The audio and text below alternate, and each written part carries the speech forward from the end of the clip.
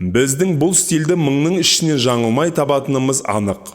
Ол Inditex компаниялар тобының жетекші бөлшек сауда желілерінің бірі болып табылады. Оған Pull&Bear, Oysho, Stradivarius, Bershka және басқалары сияқты өзге де танымал брендтер кіреді. Бренд туралы әңгіме қозғағанда, әрине, ең алдымен жоғарыда аталған компаниялардың барлығын құру идеясын ұсынған адамды айта кетпеуге болмайды. Amancio Ortega, дәл осы қарапайым бала, 12 жасында мектепті тастап, болашақта әлемдегі ең үлкен киім дүкендерінің бірін құру және әлемдегі ең ықпалды және ең бай адамдар тізіміне сөзсіз кіру үшін аянбай еңбек етті. Сонымен ол қалай жетістікке жетті, нені бастан өткерді және жалпы бренд тарихы қандай болды, осы жайлы бүгін айтып беремін. Amancio Ortega 1936 жылдың 28 наурызы күні Испания провинциясында кедей теміржолшының отбасында дүниеге келген. Отбасында 4-ші бала. Анасы қала билігіндегі ауқатты отбасылардың бірінде қарапайым үй қызметкері болған. Әкесі бар уақытын пойыздарды жөндеуге, жүктерді тасымалдауға арнайды. Ал бала туғанына 3 ай толған соң елде азамат соғысы басталды. Осылайша, оның отбасы керек деген заттарын асығып буып-түйіп, қоныс аударады. Бұл кезең отбасына қаржылық жағынан айтарлықтай әсер еткенін айту керек. Бұрында олар көп нәрсені ақшаның жоқтығынан сатып ала алмайтын. Енді бірер айдың ішінде олар мүлде қайыршыға айналады. Көбінесе анасы дүкен қызметкерінің алдында өзін қор санап, қарызға тамақ алуға мәжбүр болатын. Жалпы, жігіттің барлық шағы ертегідей болды деп айту қиын. Бірақ біздің кішкентай кейіпкеріміз ол кезде ештеңені анық түсінбейтін бала еді. Ол 12 жасында анасымен тап сол дүкенге барған кезге дейін ештеңені түсінбеді. Дәл осы жағдайды кейін Амансионың өзі былай баяндайды. Бір күні сабақтан кейін анаммен тамақ алуға барғаным есімде. Мен өте жас едім. Анам мені мектеп жақтан сабақтан үнемі тосып алатын. Сондықтан мен онымен бірге дүкенге жиі баратынмын. Біз барған дүкен үлкен сөрелері бар азық-түлік дүкендердің бірі болды. Сөренің биік болғаны соншалықты анаммен кім сөйлесіп тұрғаны көрінбеді. Алайда мен сол кезде естіген ер адамның даусын ешқашан ұмытқан емеспін. Джозеф, өте өкінішті. Бірақ мен сізге несиеге тауар сата алмаймын, деді ол. Мен қатты таң қалдым. Ол кезде небәрі 12 жаста едім. Бұл оқиға кішкентай баланың жадында үлкен із қалдырды. Сол күні ол енді анасының басына мұндай жағдайдың қайталануына жол бермеймін деп шешті. Келесі күні анасы баланы тағы да мектепке апарады. Бірақ кейін ол 12 жасар ұлының енді ешқашан мектепке келмейтінін елестете алмады. Бала анасы кеткенше күтіп, сабаққа бармай жұмыс іздеп кетті. Көйлек сататын дүкенде хабаршы болып жұмыс табу үшін оған бірнеше күн қажет болды. Бір қарағанда балаға жұмыс өте қиындау болып көрінді. Бірақ ол өзінің барлық міндеттерін табандылықпен орындады. Тіпті қосымша жұмыстарды да алды. Ол жалқау емес еді. Баланың мейлінше тырысқаны анық байқалды. Ол тек тазалық жұмыстарына көмектесіп қана қоймай, тіпті клиенттерге кеңес берді. Бұл оған бұрын соңды болмаған ләззат сыйлады. Амансио анасына оқуын тастап, 2 аптадан кейін үйге алғашқы ақшаны әкелгенде ғана жұмысқа кеткенін айтты. Оның көпшілдігі мен харизмасының арқасында қысқа уақыттан кейін балаға тіпті Ламаджа бутиктерінің бірінде көмекші лауазымы ұсынылды. Ол кезде оның ағасы мен әпкесі сол жерде жұмыс істеп жатқан еді. Я достар, ол кезде Амансионың жасы небәрі 15-те болатын. Осы бутиктегі ең жақсы жұмысшылардың бірі болу үшін оған тағы бірнеше жыл қажет болды. Бастықтары оны бүкіл дүкеннің менеджері етіп, жомарттықпен марапаттады. Ол кезде оның жасы 20-дан асты. Осы кезде Амансио өзінің әлемін мәңгілікке өзгертетін қызды кездестірді. Розалия Мэре Гонча жас жігіттің ең жақын досы әрі тәлімгері болды. Бой жеткенде өзі сияқты 11 жасынан бастап тігінші болып жұмыс істеген. Ол да мектепті бітіре алмай, отбасына көмектесу үшін көп жұмыс жасаған болатын. Бірнеше жылдан кейін Амансио Розалияға оның әйелі болуға ұсыныс жасайды. Әрине, ол келісті. Ламаджада жұмыс істеу жігіт үшін өмірдің мәні болды. Онда ол тауарларды сатып, алудың және жеткізушілермен жұмыс істеудің барлық қыр-сырын үйренді. Ол киім тігудің тереңіне бойлап, тіпті киім тігетін барлық механизмдердің жұмыстарына өзгешеліктерді таба алды. Дәл осы тәжірибені өршіл адам өз пайдасына жаратуға шешім қабылдайды. Я, достар, бұл ол кезде қалыптасқан ер адам болатын. Өйткені біз сіздермен жайлап 1972 жылға бірте-бірте жақындадық. Ол кезде Амансио 37 жаста еді. Біраз ақша жинап, Амансио мен оның ағасы Антонио өздерінің шағын киім фирмасын ашуға шешім қабылдайды. Олар оны Гоа Конфекционес деп атады. Аббревиатура Амансио Ортеганың инициалдарынан кері оқылуынан тұрады. Әрине, оны компания деп атау қиын болды. Алғашында ол әйелі Розалия екеуі өз үйінің қонақ бөлмесінде халат, түнгі көйлек, іш киім тіккен. Кейінірек олар ескі жартылай жертөре ғимаратының бірінде 3-4 метр үй жайды жалғалады. Амансио өзінің харизмасының арқасында адамдарды өзіне баурап алды. Ал Ламаджадан кеткен кезде бірнеше қызметкер оның соңынан ереді. Бұл кейінірек оның алғашқы командасы болды. Өндіріске түскен ақшаның барлығы өндірісті кеңейту үшін қажет жаңа техника сатып алуға жұмсалды. Іске асыруға келетін болсақ, ол бұрын орнатылған байланыстардың арқасында жүзеге асырылды. Ай сайын цех жаңа тігіншілермен толықты. Көбінесе үйде отырмас үшін аз ғана жалақыға жұмыс істеуге дайын болған матростардың әйелдері жұмысқа келді. Бірақ мұның бәрі жергілікті деңгейде қалса, әйгілі Zara бренді ешқашан пайда болмас еді. Оның қалыптасуына 1975 жылы болған оқиға үлкен себеп болды. Өйткені дәл сол кезде ерлі зайыптылар өздерінің алғашқы бренд дүкенін ашты.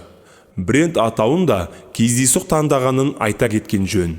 Дүкен бастапқыда Грег Зобра фильмінің кейіпкерінің құрметіне Зобра деп аталатын болды. Бірақ қандай да бір себептермен бұл мүмкін емес болып шықты. Амансио бұған ренжіген жоқ, және жай ғана Зобра сөзімен ұқсас сөзді таңдады. Zara деген жаңа атау осылайша кездейсоқ пайда болды. Ол парсы тілінен аударғанда алтын дегенді білдіреді. Бірақ ең қызығы, кәсіпкер тіпті дүкенді ашуды да ойламаған. Бұл еріксіз мәжбүрліктен жасалған қадам болатын. Жеткізушілердің бірі Амансиодан тауардың үлкен партиясын тапсырыс береді. Бірақ соңғы сәтте ол одан бас тартады. Тұтынушы сенімді болғандықтан, олар алдын ала төлемсіз жұмыс істейді. Ал біздің кейіпкеріміз барлық жинаған ақшасын осы тауар легіне салған. Жалпы айтқанда, қысқа мерзімде заттарды сатып, ақшаны қайтару керек болып шықты. Көтерме саудаға ірі сатып алушы табу мүмкін болмады. Сондықтан өзінің алғашқы дүкенін Ла Коруньянаның орталығында әмбебап дүкенге қарама қарсы жерде ашу туралы шешім қабылданды. Бұл Амансио үшін өте қымбат инвестиция болды. Бірақ тығырықтан шығатын басқа жол жоқта еді. Киімнің қажетсіз партиясы бір айдың ішінде сатылып кетті. Ал дүкенде пайда болған жаңа топтама бірнеше күннің ішінде жоқ болды. Ең бастысы, Zara дүкенінің сөрелерінде тек киім ғана емес, әйгілі сән үйлеріне ұқсайтын модельдер пайда болды. Сол шақтың өзінде Амансио өзі үшін керемет нишаны таңдады. Бірақ бәсекелестерден басты артықшылығы киім сапасы болды. Және оның төмен бағасы. Дүкен компанияның табысты екенін дәлелдеді. Ал Ортега өз қаласында жаңа Zara дүкенін ашуды бастады. Бірнеше жылдан кейін Zara бүкіл Галисияда танымал бренд болды. Бизнес жақсы жүріп жатты. Ал заттар сөрелерден бірден сатылып кететін болды. Амансио ұсақ-түйекке, әрбір детальға дейін ерекше мән берді. Ол өзі әдемі киімдерді жақсы көретін, және талғамы жақсы болатын. Сондықтан өнімнің сапасы әрқашан жоғары деңгейде болды. Ең бастысы, әрбір өнімнің өзіндік ерекшелігі мен сүйкімділігі болды. Бұлай қарасаң, соншалықты басқаша емес. Алайда киімдер әдеттегіден әдемірек. Бұлайша айтқанда, базардан қымбат, ал бутиктерден арзанырақ болды. Жалпы екеуінің арасындағы алтын ортаны ұстады десек болады. Әр жыл сайын серіктестік қатары толығып отырды. Өндіріс барған сайын өсті. Ол енді жай ғана цех емес, 30 дүкен желісін тауарлармен қамтамасыз ете алатын үлкен зауыт болды. 1988 жылға дейін бірінші дүкені ашылғаннан кейін небәрі 13 жыл өткенде Zara бүкіл Испанияға танылды. Компания өзінің дамуына жанын салып, тұтынушыларға жаңалық қосқан көптеген жас және шығармашылық қызметкерлерді жұмысқа алды. 1988 жылы желтоқсанда Zara өзінің алғашқы дүкенін шетелде, көрші Португалияда ашты. 1989 жылы Нью-Йоркта Zara дүкені ашылды. Ал 1990 жылы Парижде. Компанияның барлық өндірісі Амансионың қолында қалды. Тауар айналымның үлкен болғаны сонша, кәсіпкерге жобалау процесінің жаңа үлгісі мен тауарларды бөлу жайлы әзірлеме жасауға тура келді. Өйткені брендтің әрбір екінші әуес қойының жаңа маусымында не киетіні соған байланысты болды. Оның басты міндеті өз тұтынушыларының қалауын болжау болды. Сондай-ақ, қазірдің өзінде өндірілген тауарларды жылдам сатуда басты мәселеге айналды. Жылдам сән термині осылай пайда болды. Бұл кәсіпкерге өзгермелі тұтынушылық талғамға мүмкіндігінше тез жауап беруге және үнемі трендте болуға мүмкіндік берді. Дәл осы сәтте компанияға киім индустриясының әлемін мәңгілікке өзгерткен адам келді. Хосе Мария Кастелланоның жақсы үйлестірілген жұмысының арқасында дизайнды әзірлеу және тігу мерзімі және оның сатылымға қолжетімділігі 15 күнге дейін қысқарды. Елестетіп көріңізші, 15 күн ішінде Zara бренді жаңа сәнді нәрсе жасап қана қоймай, оны тігуге де қол жеткізеді. Сондай-ақ, оны сату үшін дүкендерге жіберуді қосыңыз. Ал мұның барлығы 15 күннен аспайды. Мұндай бизнестің айналымы айтарлықтай жоғары. Бұл компанияның жақсы дамуына мүмкіндік берді. Тауар өндірудегі ғана емес, оны сатудағы табыс Амансионың өмірдегі тағы бір маңызды шешімге алып келді. Кәсіпкер Zara брендін жаңа халықаралық деңгейге шығаруы тиіс Inditex деп аталатын тағы бір компания құруды ұйғарды. Inditex тікелей делдалсыз жұмыс істейтін, барлық материалдарды сатып алуды, логистиканы толығымен бақылайтын және дизайн әзірлеумен айналысатын компания болды. Қазір оған сену қиын шығар, бірақ бірінші дүкен ашылғаннан кейін 15 жыл өткен соң Амансио Артега сауда холдингі үшін өндірістік холдинг құрды. 90-шы жылдардан бастап Inditex мақсаты аудиторияны кеңейтуге үміттеніп, брендтерді жинай бастады. Осылайша 1991 жылы Pull & Bear деп аталатын жастар киімінің бренді пайда болды. 1995 жылы Massimo Dutti бренді Inditex холдингіне қосылды. Ал 1998 жылы Bershka атты жас қыздарға арналған алғашқы киім дүкені ашылды. Бірақ мұнымен бітпеді. 1999 жылы Inditex Stradivarius иесі болды. 90 жылдардың аяғында планетарлық деңгейдегі бизнеске келетін болсақ, дүкендердің жалпы саны тез өсе бастады. Кәсіпкерге жыл сайын шамамен $400 миллион таза пайда әкелді. Айтпақшы, қазірдің өзінде табыс жыл сайын шамамен 39%-ға ұлғайып келеді. Осылайша, өзінің басқарушылық таланты мен керемет амбициясының арқасында 2011 жылы Артега Forbes нұсқасы бойынша әлемдегі ең бай адамдардың ондығына енді. Ал 2015 жылдың 23 қазанында Inditex иесі алғаш рет дәстүрлі көшбасшы Билл Гейтстің рейтингін 500-ге дейін жылжыта алды. 2011 жылдан бері компанияны Амансионың мұрагерінің бірі Пабло Исла басқарды. Исланы капитан етіп тағайындау арқылы Артега дұрыс шешім қабылдағаны анық. 2017 жылдың соңында Inditex бас директоры Zara холдингтің ең үлкен сатылым тізбегін 2 есеге арттырды. Бұл қазір корпорацияның жалпы кірісінің 70%-ын құрайды. Қазіргі уақытта Артега әлі күнге дейін Inditex иесі болып табылады. Ол барлық акциялардың 60%-ға жуығына ие. Табысты оқиғаларды айта отырып, біз әлі де маңызды тақырыптардың бірін қозғаған жоқпыз. Неліктен Zara брендінің киімдері бүгінде соншалықты танымал? Жауап өте қарапайым. Біріншіден, бұл ең қысқа мерзімде сәнді әрі трендті киімдерді шығаратын және өнім желісін үнемі жаңартып отыратын ерекше брендтердің бірі. Екіншіден, бұл киім стильді ғана емес, сонымен қатар ыңғайлы. Сондай-ақ, оның баға санатында сұранысқа ие. Ал үшіншіден, Zara тәуелділік тудырады. Тауарды жеткізу күні белгілі бір себептермен Z күні деп аталады. Мұны қазір есту бір түрлі болуы мүмкін. Бірақ брендтің мыңдаған жанкүйерлері оны күтіп, тағатсыз тосады. Өйткені сөздің тура мағынасында киім сонда қалмайды. Алынған коллекция дүкенде бір айдан аспайды. Ал егер модельдердің бірі нашар сатылса, ол дүкен сөрелерінен тез жойылады. Осының бәрі қарапайым үй қызметкерінің ұлының ісін әлемдегі ең табысты бизнеске айналдырды. Бір қызығы, сіз кез келген жерде Zara жарнамаларын сирек көресіз. Өйткені бренд бұған компанияның бүкіл бюджетінің 0,3%-ын ғана жұмсайды. Бренд түрлі жарнамаларды насихаттауға және түсіруге үлкен қаражат жұмсамаудың қажеті жоқ деп санайды. Өйткені Zara туралы бәрі біледі. Кэти Холмс пен Оливия Палермодан корольдік отбасына дейін. Осылайша, герцогиня Кейт Миддлтон мен Испания патшайымы Летиция Zara киімдерінде бірнеше рет көзге түсті. Бұл кез келген жарнамалық билбордтардан жақсырақ. Амансия Артеганың жеке өміріне келетін болсақ, ол 2 рет үйленді. Бірінші әйелі Розалия Мера. Олар бұл ұзақ сапарды бірге бастады. Ал Амансио екінші рет Флора Перес Маркетқа үйленді.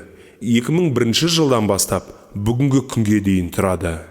Кәсіпкердің 3 баласы бар. Сандра, Маркос, туа біткен мүгедектердің ауыр түрімен туған, және Марта. 2001 жылы Амансио Артега қорын құрды. Бұл білім беру және ғылыми зерттеулер саласындағы қызметтің барлық түрлерін ілгерілетуге бағытталған жеке коммерциялық емес ұйым. Бүгінгі таңда орта мектепті ешқашан бітірмеген адамның таза байлығы шамамен $97 миллиард бағаланады. Бірақ бұл Википедияға сәйкес 18 жылғы сандар. Сондықтан мен тағы да 10%-ды сенімді түрде қосуға болады деп ойлаймын. Амансио соңғы 10 жылдықтарда Forbes тізімдегі алғашқы 10-дықтан түскен жоқ. Қазір ол 84 жаста және Мадридтегі өзінің 43 қабатты зәулім ғимаратында өмірден ләззат алуда. Ол бұған дейін Майами жағалауындағы 54 қабатты кондоминиумы мен Epic Residences and Hotel қонақ үйді сатып алған. Ол жерде уақытын өткізгенді ұнатады. Сонымен қатар, Амансия Артега атқа мініп, тау өсіруді ұнатады. Бұл оның хоббиі. Зараға келетін болсақ, 2014 жылдың 31 қазандағы жағдай бойынша әлемде осы брендтің 1895 дүкені ашылды. Дүкен желісі барлық дерлік дамыған елдерде бар деп сенімді айтуға болады. Zara дүкендерінде ерлер мен әйелдер киімдерінің барлық негізгі өнімдері бар. Ішкі және сыртқы киім, аяқ киім, косметика және аксессуарлар. Zara каталогтарында балаларға арналған киімдер желісі де бар. Әйелдер киімінің максималды өлшемі ақш шкаласы бойынша 12-ге тең. Бұл бренд туралы кім не айтса да, дүкендерде мүлдем жоқ болатын жағдайлар жиі кездеседі. Жай ғана дүкен сөрелерінен бірден сатылып кеткені бұл Zaraның бүгінгі таңда бүкіл әлем бойынша жүздеген мың, тіпті миллиондаған адамдар үшін ең жақсы шешім болып табылатынының ең жақсы дәлелі. Кез келген дүкенде сіз өзіңізге қажет нәрсені оңай таба аласыз. Егер сіз Zara киіп жүрсеңіз, онда сізге ұсқынсыз көріну туралы алаңдаудың қажеті жоқ. Жалпы, бір кездері мектепті тастап, ата-анасына көмектесуді шешкен Амансия Артега есімді азаматтың жетістік тарихы осындай. Оның есімі жақын арада бүкіл әлемдегі ең бай және ең ықпалды адамдар тізіміне қосылатынын сол шақта ол білмеді. Ал ең қызығы, ол кәсібін 37 жасында бастаған. Сондықтан бір нәрсені бастауға ешқашан кеш емес екендігінің тағы бір дәлелі болса керек. Мен сол жайлы бұған дейінгі видеоларымда да талай айтқанмын. Достар, осы брендтің заттары және жалпы Zara туралы не ойлайсыз? Сіз осы компанияның өнімдерін кидіңіз бе? Олай болса, сіз қандай пікір қалдыра аласыз? Бұл туралы төменге жазуға ұмытпаңыз. Бүгінге осы, каналға жазылып, видеоны бағалап кеттіңіз. Және де Қазақ YouTube арнасын әрқашан қолдай жүрейік.